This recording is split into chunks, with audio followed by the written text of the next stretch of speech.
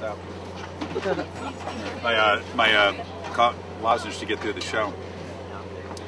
It's an easy choice. I mean, this is not a gimmick decision to come to a Mountain West game. It's the best game this week. The only two teams that are ranked in the BCS playing, big time implications, not just for the league, but in TCU's case for the whole BCS race. So actually it was a pretty easy choice for us. Can you talk a little about the TCU team and what the consensus is around with the other analysts too?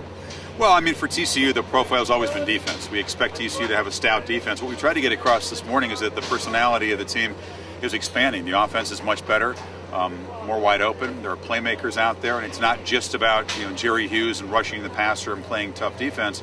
It's about a balanced team. I think without that, you don't make the jump to the next level and run the table and contest for a BCS bid. So I think the profile is increasing. I think it's still hard for too many fans to find TCU on television, but hopefully today was a nice showcase for both teams. Chris, can you talk about the fans that were here in attendance today and the atmosphere?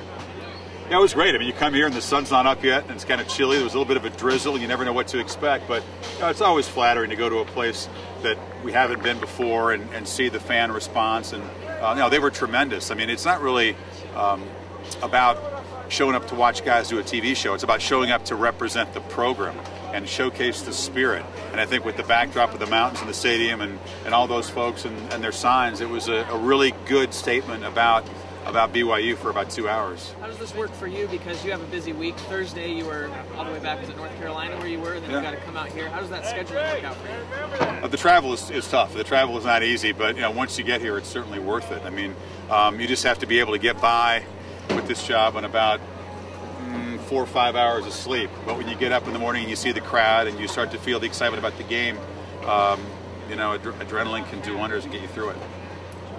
Did you talk to Coach Corso a little bit any before this and hear anything about his pick with TCU to win today? No, I mean, they sneaked the mascot head in a zippered bag. I had an inkling that because it was this huge zipper bag, it was going to be that super frog and not the cougar. But listen, he's not, Lee's not afraid to turn a crowd against him. He's done it before. I mean, he's going to pick the team that he legitimately thinks is going to win. I'm warning TCU fans, the headgear predictions have not been infallible so far this year, so there's still plenty of hope for BYU. But I mean, it's fun. I mean, it's great to have Lavelle Edwards up on the set and have a legend picking the games, and then it all kind of builds to that moment. And it was pretty balanced. We had a couple folks pick BYU and Lee go with TCU, so it's good entertainment, we think. Your name's synonymous with college football. When you walk into your house, is a drumline there playing? Come on. I'm just a guy doing a job that I love for 20 years. I mean, when you start to think about the freshmen in college football were born the first year I started doing game day, it makes you feel old. But then when you come to a place like this and you experience a new environment and you get ready for a big game in a setting you haven't experienced before, it keeps you young. I mean, that's one thing about all of us up there. We're not faking it. I mean, college football is our favorite sport. It's our career, it's our passion, and there's no place we'd rather be than in a place like this on a Saturday morning. Rivalries are a big part of college football. You've seen some of the best in all the sport. Talk about the rivalries here in the Mountain West and how they compare to the national scene. We got a taste of BYU and Utah from the other side of things in the game where the Utes clinched the Fiesta Bowl, and we saw how fierce it was. We saw how much it meant to Utah to win that game, and we just talking to the Cougar fans here today, they said you should come back for the Utah game if you want to see a real rivalry. What's interesting to me is what's developed in a short amount of time with TCU. I mean, it's only been, 5 years now in the conference, but already because these teams are fighting it out for championships, something has developed. And I think that, tonight's game is an important kind of chapter in that rivalry as BYU tries to get payback and TCU comes in here with so much on the line. So it's been impressive, and it's been a strong statement about both programs and the conference that a rivalry has really grown in a short amount of time. What is it about rivalries that makes college football so great? That it's personal.